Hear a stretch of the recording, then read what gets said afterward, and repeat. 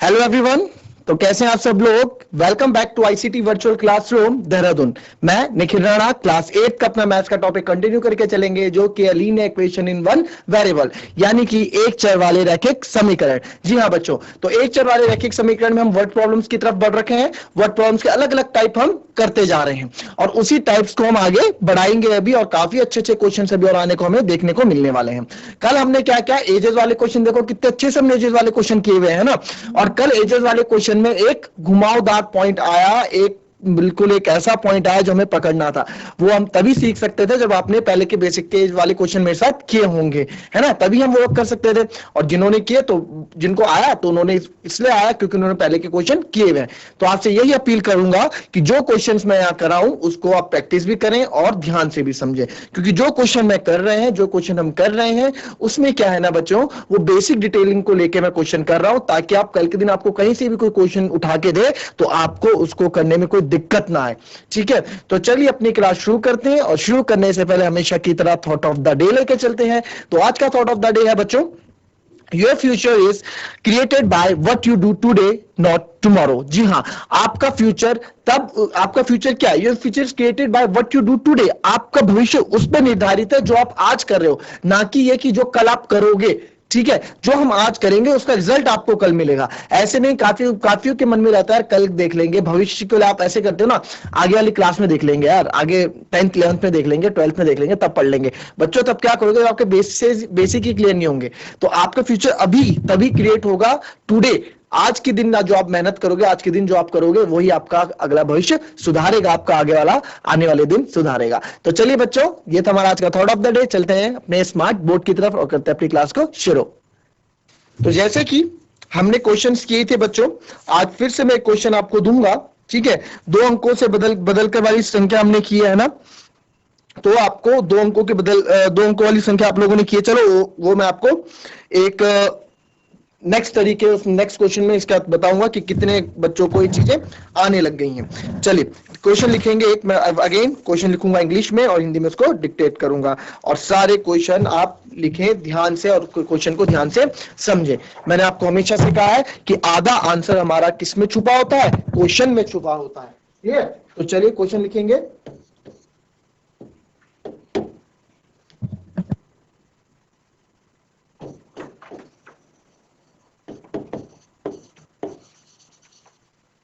There is a narrow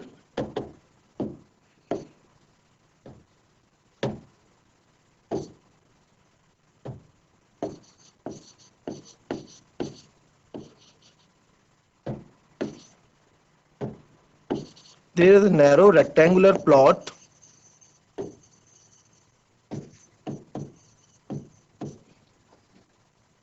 reserved for a school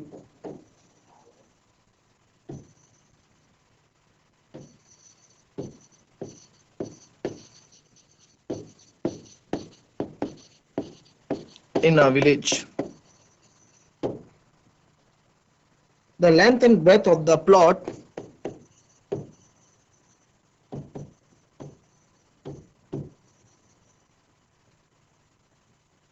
the length and breadth of the plot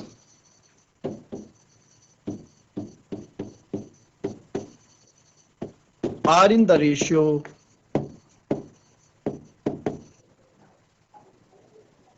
11:4. At the rate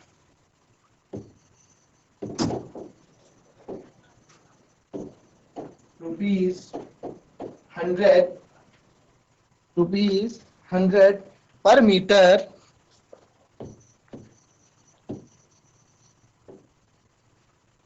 rupees 100 per meter, it will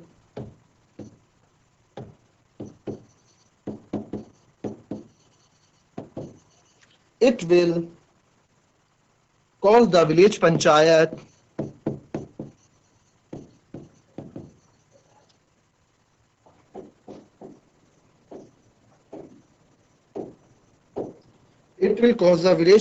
rupees 75,000 to find the plot.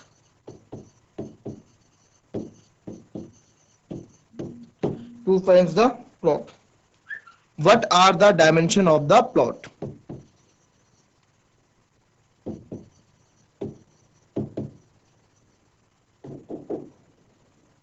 What are the dimensions of the plot? लिखो इस question को, फिर हिंदी में भी अनुवाद करूंगा मैं इसको फटाफट। पहले लिखो इस क्वेश्चन को।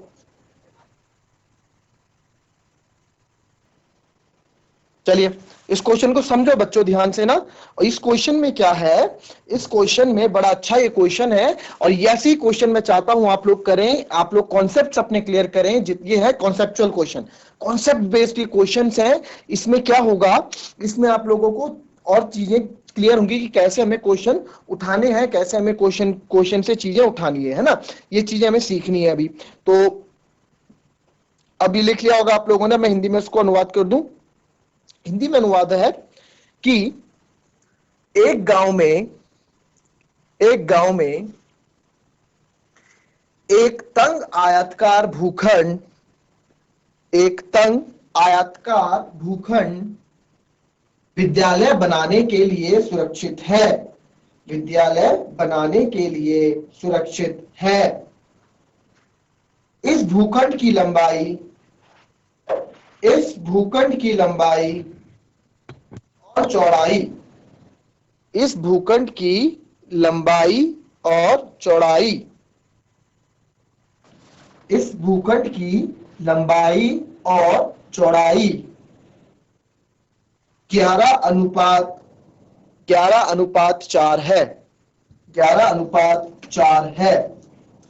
गांव पंचायत को इस भूखंड की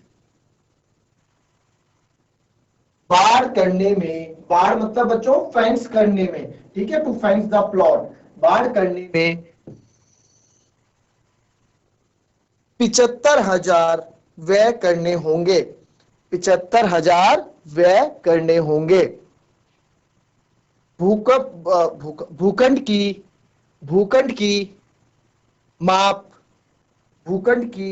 माप ज्ञात करें। भूखंड की माप ज्ञात करें। ठीक है, कोई दिक्कत अभी तक इसमें क्वेश्चन में? समझ गए क्वेश्चन क्या है कि भाई क्वेश्चन हमें स्कूल खोलना है, स्कूल के लिए एक भूखंड है, ठीक है। अब एक लेंथ दिया हुआ है, रेक्टेंगुलर प्लॉट हमको दिया हुआ है, उसका जो लेंथ ब्रेथ है ना एक्चुअल नहीं दी गई है, रेशियो दिया गया है। और रेशियो में हमने क्वेश्चन पहले किए हैं, रेशियो का यूज कैसे होता है क्वेश्चन में, ये भी आप लोगों को पता है ना। अब एट द रेट ऑफ ₹100 पर मीटर, भाई 100 रुपए ले रहा है वो पर मीटर, और वो क्या कितना पड़ रहा है उसको, 75,000 रुपए लग रहा है। 75,000 रुपए लग रहे हैं। तो 75,000 रुपए लग रहे हैं किसको, तार बार करने पे। What are the dimension of plot? Dimension of plot हमसे पूछ रहे हैं। ठीक है, इतना क्लियर हुआ आप लोगों को? तो आइए इस क्वेश्चन को सॉल्व करें, और क्या ये क्वेश्चन है इसको हम देखें, गिवन जो है वो लिखेंगे और इस क्वेश्चन को सॉल्व करेंगे। चलिए चलते हैं व्हाइट बोर्ड की तरफ। बच्चों क्वेश्चन को आप लोग समझ गए? ठीक है, क्वेश्चन को आप लोग समझे, क्योंकि इसमें मेन चीज क्या है ना बच्चों, मेन चीज है क्वेश्चन को समझना। मेन चीज है क्वेश्चन को समझना, क्योंकि मैं इसमें इसलिए टाइम लगा रहा हूं, क्योंकि अगर आप क्वेश्चन समझ गए, समझ गए तो भाई अगली बार से इस तरह के क्वेश्चन आएंगे तो उससे डिटेलिंग आप निकालना स्टार्ट कर दोगे कि क्या चीज मेरे को चाहिए। तो चलिए क्वेश्चन को समझते हैं। क्वेश्चन में क्या कहा था, क्वेश्चन में कि भैया नैरो रेक्टेंगुलर प्लॉट है, ठीक है जी, एक हमारे पास प्लॉट है, ठीक है। तो उसमें जो लेंथ और ब्रेथ का जो रेशियो है 11:4 है। अब रेशियो जब मैंने आपको बताया था, रेशियो वाले क्वेश्चन जब मैंने आपको कराए थे, तो उसमें मैंने आपको बताया था कि इसमें क्या है, इसमें क्या होगा बच्चों, इसमें मैंने आपको एक चीज बताई थी, इसमें क्या होगा कि आप एक्चुअल वैल्यू नहीं लेंगे, एक्चुअल वैल्यू नहीं लेंगे, है ना। एक्चुअल वैल्यू हम नहीं लेंगे। क्यों नहीं लेंगे एक्चुअल वैल्यू हम? क्योंकि ये अनुपात है, कंपैरिजन है कि 11:4 का लेंथ का ब्रेथ से 11:4 का रिलेशन है। चीज मैंने आपको समझाई थी, ये भी आपको जब रेशियो पढ़ेंगे तो और अच्छे से समझाऊंगा, ठीक है। फिर क्या बोला भैया, इस भूखंड की लंबाई, गांव पंचायत को इस भूखंड की बाढ़ की फेंसिंग करने में, क्या फेंसिंग करने में, अब क्या दिया जी क्वेश्चन में, जो गिवन है वो लिख लेते हैं। जो रेट है, रेट यानी कि दर कितना है, 100 रुपए पर मीटर, ठीक है, 100 रुपए पर मीटर वो लेते हैं। इसका मतलब क्या है 100 रुपए पर मीटर का? 100 रुपए पर मीटर बच्चे, इसका मतलब ऐसा होता है ना, रेट का मतलब क्या होता है भाई? रेट का मतलब क्या होता है? 100 रुपए पर मीटर, या 1 मीटर का ना वो 100 रुपए लेगा। उसने पहले बोल दिया तार बाड़ तो कर दूंगा मैं, बट 1 मीटर का 100 रुपए लूंगा। अच्छा, तार बाड़ कहां होती है? तार बाड़ कहां होती है? तार बाड़ तो हमारे कोने में, बाउंड्री में होती है ना, बाउंड्री में। ये तार बाड़ यहां होती है ना, ऐसे, ये तार बाड़ ऐसे होती है। तो अब तार बाड़ मीटर स्क्वायर में तो होगी नहीं, क्योंकि लेंथ है, ये ब्रेथ है, यानी कि लंबाई और चौड़ाई है, तो वहां मीटर स्क्वायर नहीं होगा, मीटर होगा। और आपको पता है कि जब बाउंड्री की बात होती है तो हम किसकी बात करते हैं? पेरीमीटर की, यानी कि परिमाप की बात हम कर रहे होते हैं। क्यों? क्योंकि सर आपने बता रखा है पेरीमीटर इक्वल्स टू होता है सम ऑफ लेंथ ऑफ बाउंड्री, परिमाप। क्योंकि सर आपने बता रखा है कि जो पेरीमीटर क्या होता है? सम ऑफ द, सम मतलब योग किसका? लेंथ ऑफ बाउंड्री का सम, कि कितनी लंबी बाउंड्री है उसका सम होता है ये। ठीक है जी, तो ये हमारे पास रेट 100 रुपए पर मीटर आ गया। टोटल कॉस्ट कितनी दे रहे हैं पंचायत? कितना पैसा खर्च हो रहा है उनका तार बाड़ कराने में? 75,000 रुपए खर्च हो रहा है। अब इस 75,000 रुपए, समझ लो आप, 75,000 रुपए दिए उन्होंने टोटल बैग से निकाल के, ले लो जी। ठीक है, और किसके लिए दिए? किसके लिए 75,000 रुपए? इसमें पूरे में तार बाड़ करने के लिए, इस पूरे में तार बाड़ करने के लिए। और हमसे पूछा है कि भाई आप डायमेंशन ऑफ द प्लॉट बताओ, यानी कि आप हमें ये बताओ कि इसमें लेंथ कितनी है और ब्रेथ कितनी है। यार अब लेंथ और ब्रेथ जो मेरे को मिलेगी, लेंथ और ब्रेथ मेरे को पेरीमीटर की जरूरत पड़ने वाली है लेंथ और मीटर निकालने के लिए, लेंथ और ब्रेथ निकालने के लिए। अब एक चीज समझो, यहां पे क्वेश्चन को यहां से मेन आपको समझना है, इस पूरे को ताड़बाड़ करने के लिए, भाई पूरे को ताड़बाड़ करने के लिए उन्होंने 75,000 रुपए दिए अपने बैग झोले से निकाल के, पंचायत वालों ने। 75,000 है, 75,000 रुपए दिए उन्होंने। यार एक बार बताओ, जब उन्होंने 75,000 रुपए दिए, ठीक है, जब उन्होंने 75,000 रुपए दिए तो क्या सोच के दिए उन्होंने 75,000 रुपए? 75,000 रुपए पेरीमीटर, हम यहाँ पेरीमीटर निकाल गए, ध्यान से समझना है यहाँ पे बात को।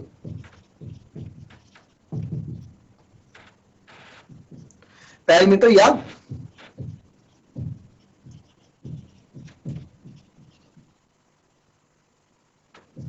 लेंथ ऑफ बाउंड्री हम निकाल रहे हैं, कि लेंथ ऑफ बाउंड्री हम निकाल रहे हैं, या पेरीमीटर आप कुछ भी बोल सकते हैं।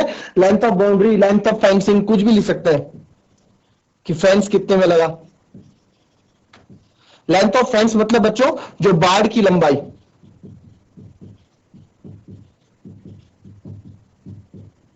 भाई कितनी लंबी बाड़ हमने लगाई है, ठीक है, वो इससे निकलेगा अभी। अब एक क्या बताओ, मेरे पास अगर आपने क्या बोला, आपने बोला आपके घर में एक दीवार है ना, आपके घर में आपकी दीवार है जिसमें हम रहते हैं, उसमें पीछे आपने सजावट करनी है, सजावट करनी है, ठीक है। अब क्या हुआ, कोई पेंटर आया, वो सजावट करके और आपसे कितने 1,000 रुपए ले गया, ठीक है। आप घर आए, आपने देखा कि इसमें सजावट की हुई है, और आपने बोला कि मम्मी आपने कितने पैसे उनको दिए? तो बोला 1,000 रुपए मैंने दिए। तो 1,000 रुपए आप बोलेंगे 1,000 रुपए आपने किस हिसाब से दिए, कितना स्क्वायर मीटर ये था, क्या उसने लिया? तो उसने बोलेगा, आपके मम्मी बोलेगी बेटा उसने 20 रुपए पर मीटर के हिसाब से सजावट के पैसे लिए, ठीक है जी, 20 रुपए। सॉरी, अब मैं वॉल की बात कर रहा हूं, देखो कॉन्सेप्ट समझना, कॉन्सेप्ट की बात हो रही है अभी केवल। ये वॉल थी ना, वॉल में यहां सजावट करनी थी, तो ये क्या हुआ, ये एरिया हुआ, ये तो एरिया हुआ है ना। अब अभी लेंथ की, एरिया की बात कर रहे हैं, ये एरिया हुआ बीच में। बोला भाई कितने? उसने बोला कि 1 मीटर स्क्वायर के 20 रुपए लिए बेटा उसने, 1 मीटर स्क्वायर के 20 रुपए लिए। तो आपने बोला कि मम्मी हमारी लेंथ है, हमारी दीवार है कितनी बड़ी है जो उसने 1,000 रुपए ले लिए? तो अब आप क्या है, ये तो उस बच्चे का जवाब था जो छोटा था। अब जो पढ़ा लिखा है, जो आप जैसे बच्चे जिनको कॉन्सेप्ट आता है, वो बता देगा कि भाई इतनी दीवार के उसने इतने पैसे लिए। अब क्या उसने क्वेश्चन पूछा कि 1 मीटर स्क्वायर के 20 रुपए, बेटा उसने 20 रुपए स्क्वायर मीटर। अब आपने पूछा कि मम्मी उसने क्या रेट लिया? आपने बोला 20 रुपए पर मीटर स्क्वायर के रुपए के हिसाब से क्या क्या उसने हमारे से पैसे लिए, 20 रुपए पर मीटर स्क्वायर के हिसाब से उसने पैसे लिए, ठीक है। कितने लिए जी? टोटल कितने गए जी? मम्मी की जेब से 1,000 रुपए गए, ठीक है जी, 1,000 रुपए गए। तो यानी कि 1,000 रुपए किसके लिए दिए? इतने में पेंट करने के लिए, ये पूरे में पेंट करने के लिए, एक और एक दीवार में पेंट करने के लिए। ऐसा कितना एरिया था कि इसने इसके 1000 रुपए ले लिए? आप बोलोगे भैया ऐसा कितना एरिया था? तो आप एरिया निकालोगे, जब मैं एरिया निकालूंगा तो एरिया ये कितना था, आप करोगे टोटल रुपीज कितना, 1000 रुपए, और कितने रुपए ले रहा है, 20 रुपए पर मीटर के हिसाब से, तो कट जाएगा 2510, यानी कि इसका एरिया था 500 मीटर स्क्वायर। 500 मीटर स्क्वायर का ये एरिया था, तो उसने 500 मीटर स्क्वायर के हिसाब से कितना लिया, 500 नहीं, ढंग से कर लेते हैं इसको, टोटल कितने, 1000 रुपए अपॉन 20, एक जीरो से एक जीरो कट गया, 2 5 10 50, तो एरिया कितना है ये 50 मीटर स्क्वायर का ये एरिया होगा, यानी कि टोटल इस दीवार का एरिया कितना था, 50 मीटर स्क्वायर इस दीवार का एरिया था। तो 50 मीटर दीवार के उसने 1000 रुपए लिए, ठीक है, 50 मीटर दीवार के उसने 1000 रुपए लिए। तो यही कॉन्सेप्ट मेरा यहां पे लगेगा। अब ये कॉन्सेप्ट क्या लगेगा भाई, पेरीमीटर, टोटल हमने कितने पैसे दिए, टोटल जी हमने दिए सर 75,000 रुपए। किसके दिए, 75,000 रुपए, 75,000 रुपए जो हमने दिए, 75,000 रुपीज जो हमने दिए पर 100 मीटर पे, यानी कि 1 मीटर पे कितना ले रहा था वो, 100 रुपए, 1 मीटर पे 100 रुपए ले रहा था। तो हम यूनिट, अब हमें कुछ निकालना होता है पेरीमीटर, तो अपॉन 100 हम करेंगे यहां पे, और ये कितना था 100 रुपीज पर मीटर, तो कट गया, तो ये हमारे पास आ जाएगा, तो ये मेरे पास क्या आ गया, लेंथ ऑफ फेंस बोलो, लेंथ ऑफ बाउंड्री बोलो, चाहे परिमाप बोलो, चाहे पेरीमीटर बोलो, मेरे पास आ गया 750 मीटर। मेरे पास क्या आ गया, 750 मीटर, मेरे पास क्या आ गया बच्चों, मेरे पास 750 मीटर पेरीमीटर आ गया। क्लियर? हमने क्या किया, हमने कुछ नहीं किया, हमने पेरीमीटर को क्या किया, इधर जो टोटल कॉस्ट थी, कॉस्ट अपॉन रेट किया, ठीक है। अगर आपको मैथमेटिकली है तो हमने कॉन्सेप्ट वाइज समझा। अगर आपको इस हमेशा के लिए याद रखना है तो आप इसको ऐसे याद रख सकते हैं बच्चों कि सर एरिया इक्वल्स टू होता है, जब भी हम कभी एरिया निकालते हैं किसी का तो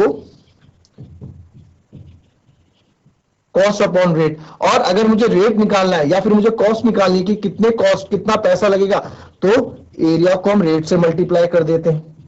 मतलब क्या किया भाई, मेरे को जैसे इससे पहले दीवार थी, हमें पता था वो दीवार 50 मीटर स्क्वायर की, अगर मुझे पहले से पता है मेरी दीवार 50 मीटर स्क्वायर की है, अब वो पेंटर आया, पेंटर ने बोला कि भैया हम क्या ले रहे हैं, 20 रुपए पर मीटर स्क्वायर ले रहे हैं, ठीक है। अब मुझे थोड़ा बताएगा, आपको टोटल तो आपको खुद निकालना पड़ेगा।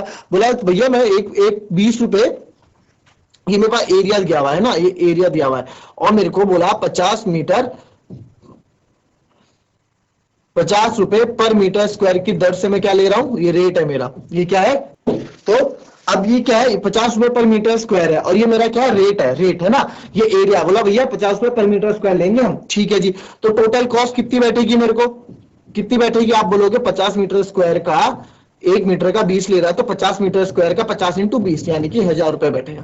तो क्या किया हमने टोटल कॉस्ट निकालने के लिए, एरिया मल्टीप्लाई बाय रेट, तो ये एरिया मल्टीप्लाई बाय रेट। ऐसे फॉर्मूले बनते हैं बच्चों मैथ्स में। बस अगर आपके पास कॉन्सेप्ट है, अगर आप दिमाग यूज कर रहे हो, आप उसको डेली लाइफ से कनेक्ट करके चल रहे हो, तो कभी भी ऐसी दिक्कत नहीं आएगी। अगर आप डेली लाइफ लेके चल रहे हो चीजों को, तो कभी भी आपको ऐसी दिक्कत नहीं आने की बच्चों, कभी भी नहीं।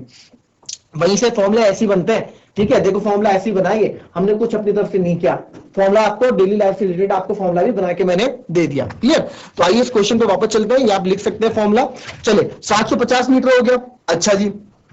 अब हमको तो क्या है, लेंथ और ब्रेथ का रेशियो कितना दिया हुआ है, 11:4। लेंथ और ब्रेथ का रेशियो 11:4 दिया हुआ है। बट सर आपने एक चीज और बताया कि रेशियो एक्चुअल वैल्यू नहीं होती है, रेशियो एक्चुअल वैल्यू नहीं होती है, ठीक है। रेशियो को अगर एक्चुअल वैल्यू बना रहा है तो एक कॉमन वेरिएबल, एक कॉमन चर हम लगाते हैं। तो हम क्या करेंगे, ये रेशियो का साइन हटा के लिख देंगे let the length B 11x, यानी कि माना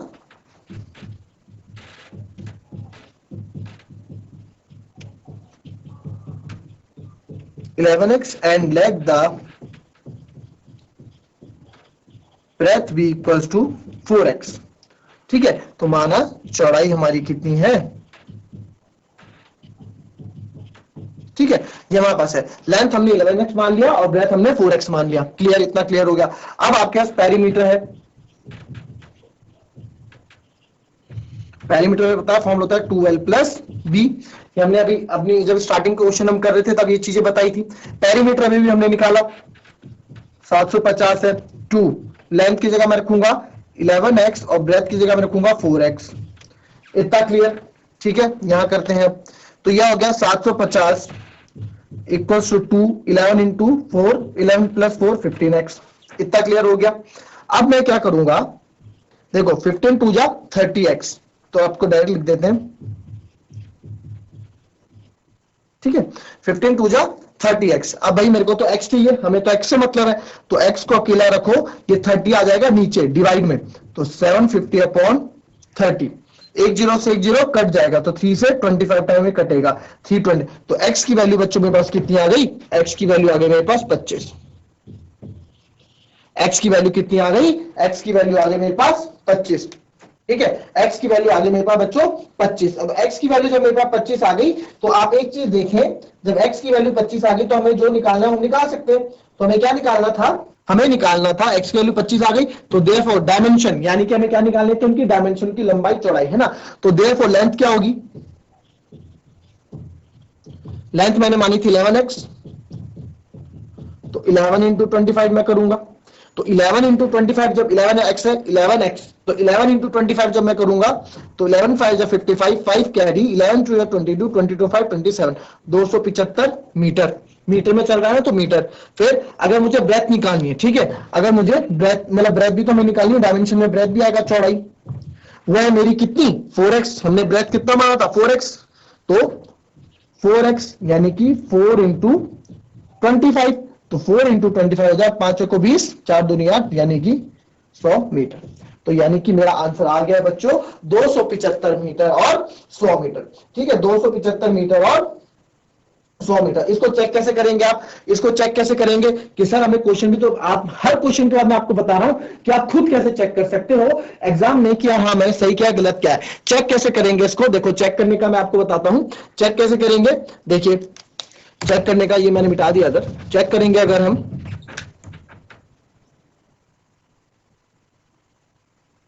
चेक देखो क्या बोला उसने कि पेरीमीटर हमारा 750 आया ना, तो पेरीमीटर करके देख लो ना, सीधे पेरीमीटर करके देख लो क्या होता है, 2l प्लस बी, तो 2l कितना है मेरा 275 और ये है 100, तो आएगा 2 इंटू 375। जब इसको मल्टीप्लाई करोगे तो आपको 750 ही मिलेगा, यानी कि हमारा आंसर बिल्कुल सही है 200। एक हमारा 275 और एक हमारा 100 मीटर। क्लियर?